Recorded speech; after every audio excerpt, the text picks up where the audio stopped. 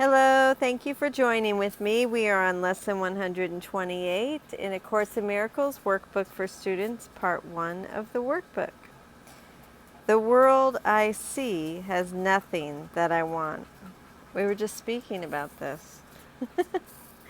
The world you see has nothing that you need to offer you. Nothing that you can use in any way, nor anything at all that serves to give you joy. Believe this thought and you are saved from years of misery, from countless disappointments, and from hopes that turn to bitter ashes of despair. But one must accept this thought as true if he would leave this world behind and soar beyond its petty scope and little ways. Each thing you value here is but a chain that binds you to the world, and it will serve no other end but this. For everything must serve the purpose you have given it until you see a different purpose there. The only purpose worthy of your mind this world contains is that you pass it by, without delaying to perceive some hope where there is none. Be you deceived no more. The world you see has nothing that you want. I'm going to lower this page a little bit so it's easier.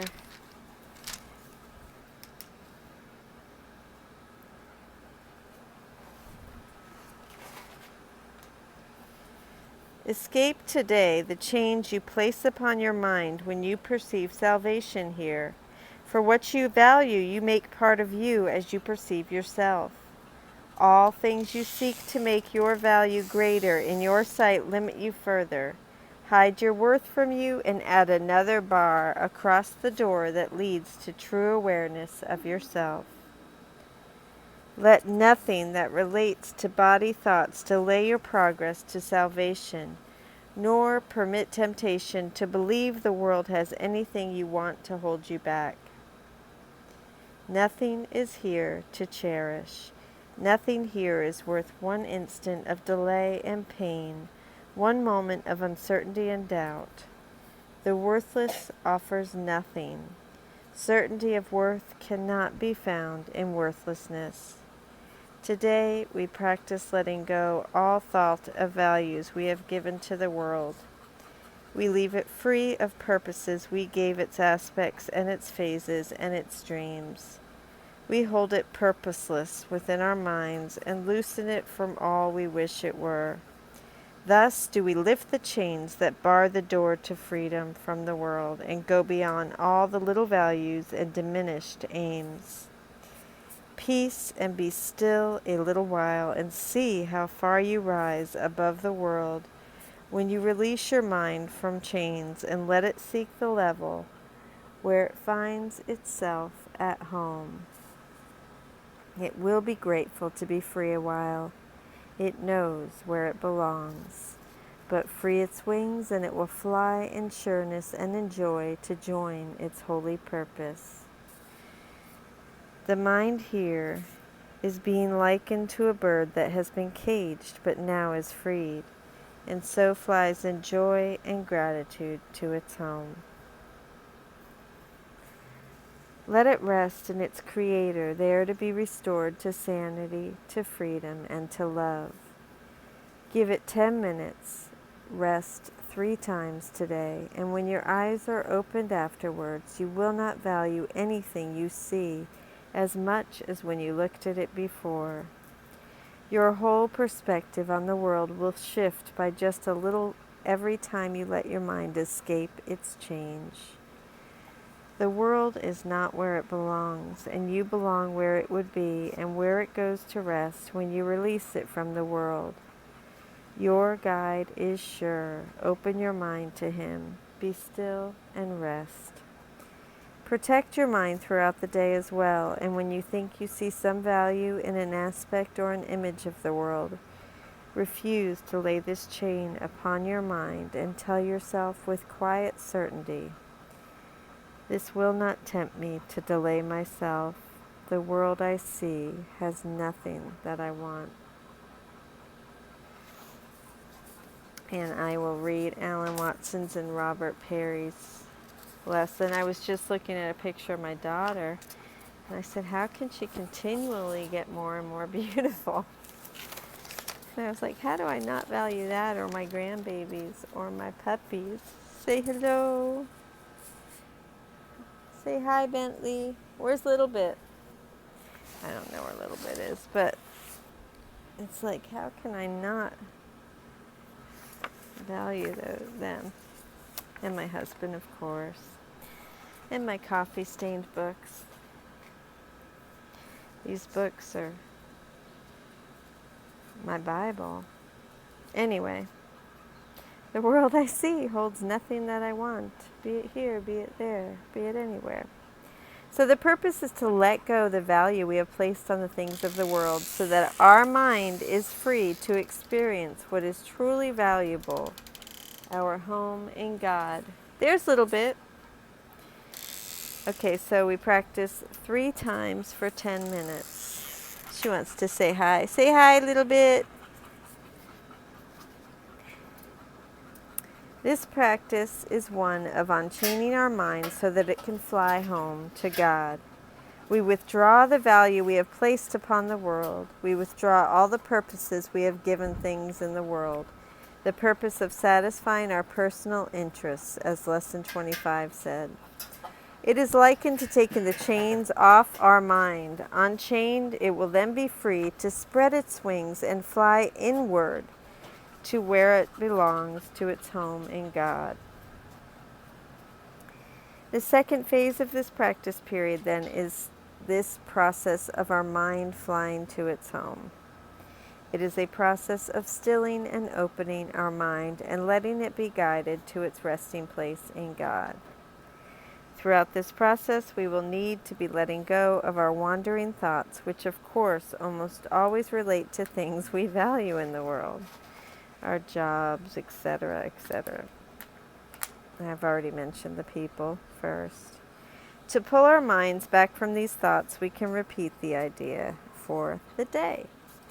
The world I see holds nothing that I want. So every practice period will shift your whole perspective a little. It will withdraw some of the value you have placed upon the world. And as a human being here, that's completely normal. There's no guilt. No guilt. Whenever you feel yourself, response to temptation, whenever you feel yourself valuing something in the world, or moving in fear, or having any thought of fear, which of course depression, attack, all of that is of fear. Realizing that you're doing so will lay a chain upon your mind. Instead, protect your mind by saying with quiet certainty, this will not tempt me to delay myself. The world I see holds nothing that I want. If you really watch your mind, you will find no shortage of subjects for practice, that is for sure. I also highly recommend taking some time to memorize these 2 lines. If you are really going to use them frequently, having them memorized is almost a requirement. I think this is a great lesson to practice all the time. That's one you need to keep on your computer or on a 3x5 card or wherever. The general thought of this lesson is similar to the first 3 of Buddha's 4 Noble Truths, that life is suffering, that the cause of suffering is tanha, or desire for self at the expense of others, and that the way out of suffering is through the relinquishment of such desires. Believe this thought and you are saved from years of misery. The lesson is asking us to give up all attachment to things of this world, to put an end to suffering by putting an end to craving anything the world offers. It can seem to be a harsh lesson, and yet it is eminently sensible. If you do not desire anything, you cannot be disappointed.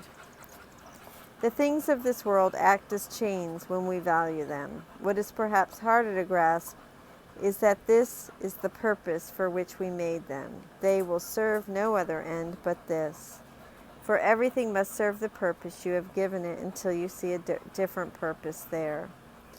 When we assign the things of the world a purpose in time, usually some sort of gratification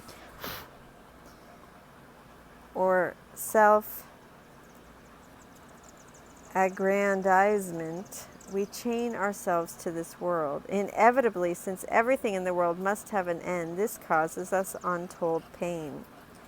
All our mistaken valuing accomplishes is to tie us to the world and keep us from our final healing. To the Holy Spirit, the only purpose of this world is the healing of God's Son. There is nothing in the world worth striving for. The only purpose worthy of your mind this world contains is that you pass it by, without delaying to perceive some hope where there is none. This is similar to this statement in the text. The Holy Spirit interprets time's purpose as rendering the need for time unnecessary. The Holy Spirit appropriates time, the world, and everything in the world for the purpose of salvation and the healing of our minds. To Him, nothing here has any other purpose. Therefore, the world itself holds nothing that we want.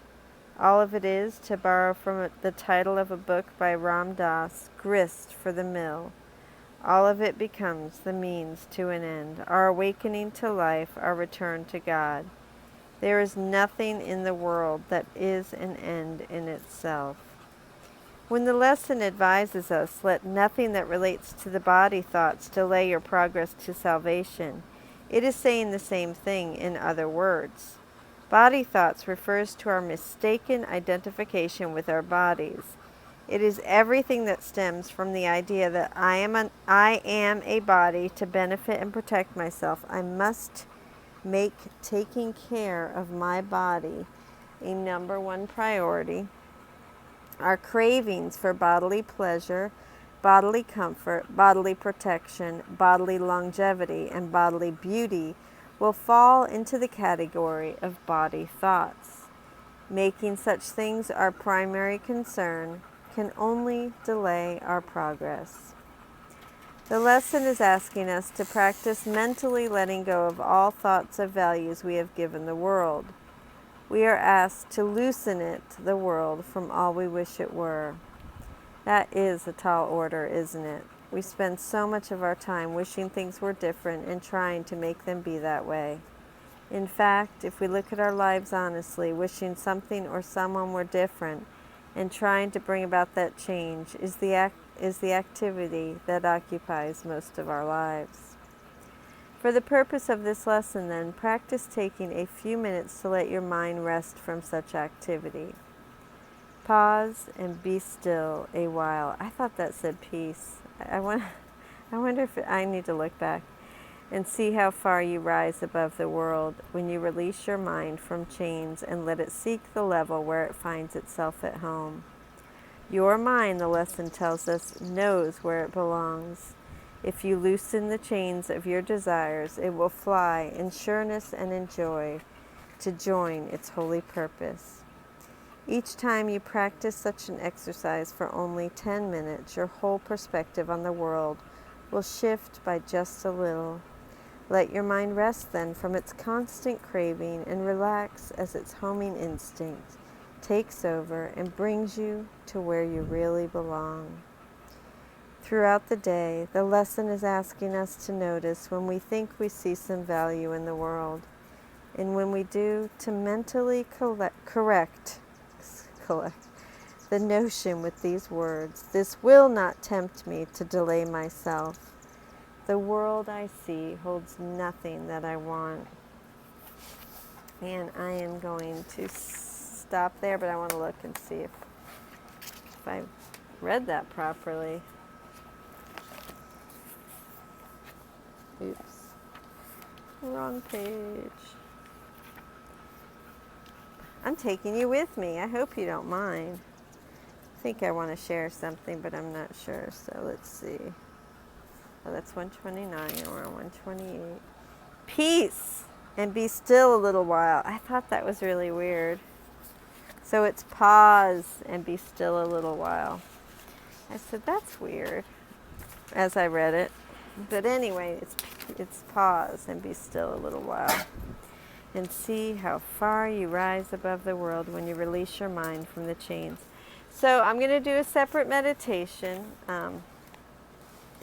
If you will please join me with that meditation. And this book is totally fresh.